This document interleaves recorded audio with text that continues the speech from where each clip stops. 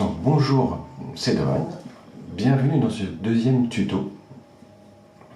Donc aujourd'hui, j'avais envie de vous parler d'un morceau qui s'appelle le Minor Swing, un morceau qui a été composé par Django Reinhardt et Stéphane Grappelli en 1937, je crois. Donc pourquoi je voulais vous parler de ce morceau? Parce que pour plusieurs raisons. Déjà, c'était pour vous parler des arpèges mineurs. Excusez-moi pour la voix, elle est un petit peu cassée, je suis un petit peu grippé, enfin bref. Ce morceau donc est composé de 3 arpèges, 2 mineurs et un majeur. Et pourquoi il est intéressant? Parce que ce morceau, la mélodie en tout cas, n'est composée que des arpèges, des accords. C'est-à-dire que, entre guillemets, Django Reinhardt ne s'est vraiment pas trop cassé la tête. C'est-à-dire qu'il a joué l'arpège mineur pour le premier accord, l'arpège mineur du 4e accord et l'arpège mineur du 5e degré du 5e accord.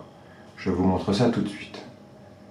Alors, je vais vous jouer la mélodie, je vais essayer.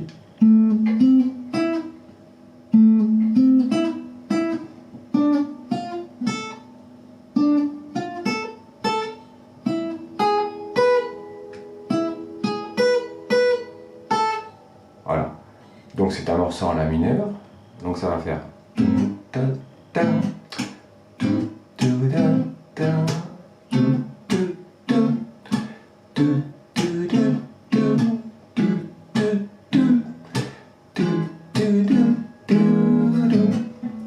Alors, pourquoi c'est à la fois simple et à la fois fascinant? Parce que, encore une fois, la mélodie n'est composée que des arpèges des accords. C'est-à-dire que la plupart du temps, les mélodies vont contenir les notes des arpèges, parce que les notes des arpèges sont les notes principales évidemment de l'accord. Mais les gens vont jouer avec ça. Mais Django Reinhardt et Stéphane Grappelli ne se sont pas cassés la tête, ils ont pris l'arpège à chaque fois. Donc c'est vraiment, quelque part, c'était peut-être une blague en fait au départ.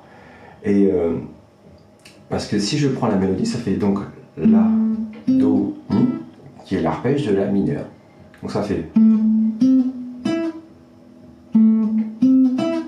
Ensuite, quand on passe, donc, rappelez-vous le premier tuto, l'échelle Volsing, donc c'est un morceau en La mineur, donc je joue mon La mineur 7, deuxième accord, Ré mineur 7, là je vais vous jouer, on peut le jouer comme ça, c'est plus facile. Vous aurez évidemment les doigtés comme d'habitude, hein. Ré mineur 7 et Mi 7 pour le 5e degré, pour revenir sur le premier degré. On avait vu les accords, les 2 accords de mineur 7 qu'on avait vu la dernière fois et un accord de dominante. Donc je reviens sur la mélodie. Donc 1 tierce mineure quinte, donc l'arpège mineur de La mineur. Quand il passe sur le Ré, il fait la même chose. C'est-à-dire tonique tierce mineure quinte. Et quand on arrive sur le Mi 7, eh ben, c'est la même chose. L'arpège de Mi. Voilà. Alors, pourquoi c'est intéressant de travailler un morceau comme ça? Déjà, encore une fois, parce que ça prouve que quand on utilise, avec le bon rythme, évidemment, le bon swing, tout est là, les notes fondamentales de l'accord, on peut se retrouver avec une mélodie qui, presque 100 ans après, est toujours sympa à écouter. Et surtout, c'est toujours intéressant de travailler des choses théoriques, entre guillemets, comme les arpèges ou quoi que ce soit d'autre, avec un morceau. C'est-à-dire que là, si vous travaillez en chantant ou quoi que ce soit, je vais vous enregistrer la rythmique comme ça vous pourrez jouer dessus. Donc en fait vous travaillez un morceau, mais sans vous en rendre compte, vous travaillez vos arpèges. Et ça c'est beaucoup plus efficace que de travailler souvent scolairement, en se forçant pour savoir ce qu'est une quinte, ce qu'est une tierce. Alors que là en fait, vous l'intégrez. Et justement ce qui est intéressant dans les arpèges, c'est que l'arpège mineur est composé donc, si on le décortique, La, Do, nous avons une tierce mineure, et Do, Mi, nous avons une tierce majeure. Donc l'arpège mineur est un empilement d'une tierce mineure et d'une tierce majeure, alors que l'arpège majeur du dernier accord, c'est l'inverse. Nous avons Mi, Sol dièse d'une tierce majeure qui est suivie par un tierce mineur, Sol dièse Si. Et donc en fait c'est parfait pour identifier, travailler les tierces. Vous voyez, par exemple si je fais ça c'est une tierce mineure. La tierce majeure ça aurait des vous voyez.